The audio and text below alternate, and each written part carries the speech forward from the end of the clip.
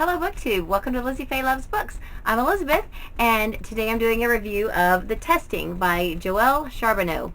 I read this book because it's one of the Florida Sunshine State Young Reader Award finalists for 6th to 8th grade. However, I would say right off the bat that I don't believe that this is a middle grade book. The content of this book is definitely more mature than the other books on the Sunshine State list. However, it's not a bad thing for 6th to 8th graders to read this. There are certainly many 6th to 8th graders who have the maturity to be able to read this and do just fine. My own daughter is in middle school, and she read The Hunger Games and Divergent a couple of years ago, so it's fine. I just wanted to say right off the bat, though, in case you're questioning why are you reviewing this as a middle grade book, because it is on our Florida list for top books for middle grade readers, but I will acknowledge that this is definitely more of a YA book.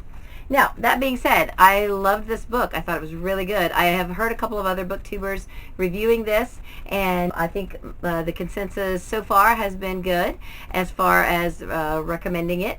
When I was telling some of the students about it, they're like, oh, well, that sounds like The Hunger Games. I said, no. I said, it's a dystopian book, and if you enjoyed The Hunger Games, I think you would enjoy this book. But it's definitely its own story. It's not The Hunger Games repeated or Divergent repeated. It is its own story, and it's a good one. It's about a girl named Sia who lives in a post-apocalyptic world where what used to be the United States is now the United Commonwealth. There are only about 15 colonies that have people that are thriving, that are working to regenerate plant life, and they have gone through the 7 stages war, which just practically wiped out the world, and the few people who are left living have concentrated on certain areas where they are working to improve things. So there's still a lot of the country that is barren, wasteland, mutated animals and people still roam.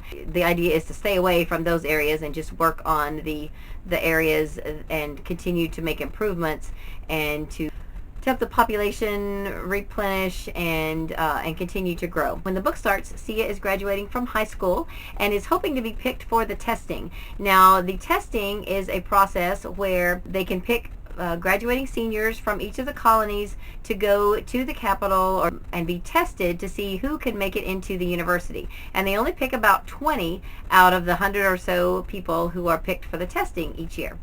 So no one from her colony has been picked in about 10 years. But her year, there are some that get chosen.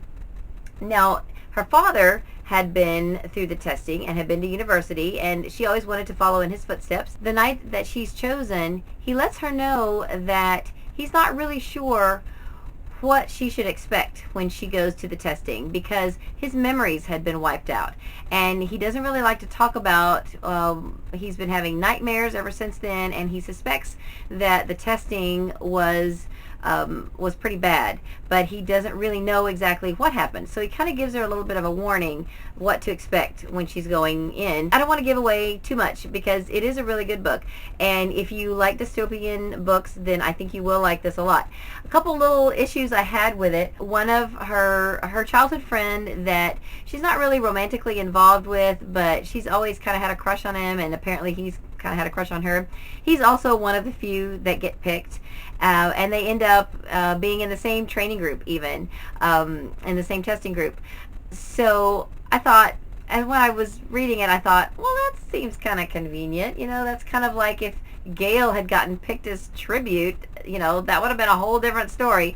So, it's not a bad thing because they had each other to, take care of each other.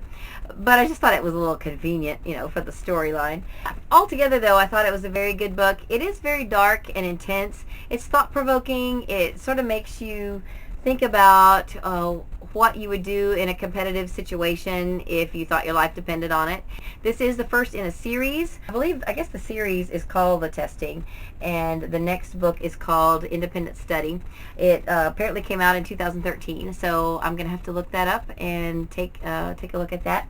I'm not really sure how many so far are in the series yet, or how far it's going to go. I have not looked that far ahead, but I really enjoyed it. I thought it was a good book. Again, it's very dark, and it has a lot more mature content than some of the other books that I've been reviewing that are on this middle school list. But definitely worth taking a look at if you like dystopians. If you've read this book, let me know what you thought about it. And if you haven't read it, read it and then come back and let's talk about it. If you want to take a further look at this book, I will link down below the Goodreads page and also the link to my Goodreads page where you can read my review of this.